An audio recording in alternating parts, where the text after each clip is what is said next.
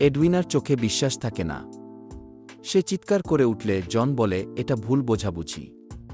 কিন্তু এডউইনা দৌড়ে বেরিয়ে যায় আর সিঁড়ি থেকে পড়ে যায়। হাঁটুতে রক্ত, মুখে কান্না। মার্থা তখন তড়িঘড়ি ছুটে আসে আর বুঝতে পারে জন পরিস্থিতি নিয়ন্ত্রণের বাইরে নিয়ে গেছে। সে বলে, এই লোকটা বিপজ্জনক। পরদিন সকালে জনের পা আবার ফুলে যায়। এবার তার ঘা থেকে ইনফেকশন হয়েছে। মার্থা ঠান্ডা মাথায় বলে, এর থেকে ও মারা যেতে পারে গি। এডউইনা তখন চুপচাপ বলে, না, এখনই আমরা এটা ঠিক করব। পরবর্তী দৃশ্য আমরা দেখি জন ঘুমিয়ে পড়েছে।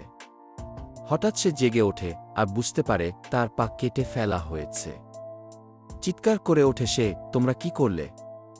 মার্থা বলে, তুমি নিজেই বলেছিলে তুমি বাঁচতে চাও। আমরাই তো তোমাকে বাঁচালাম গি। এই দৃশ্যে একটা ঠান্ডা ভয়ানক নীরবতা। এরপর জন পুরোপুরি ভেঙে পড়ে, একটা বন্দি পাখির মতো, আর কোনো পালানোর রাস্তা নেই।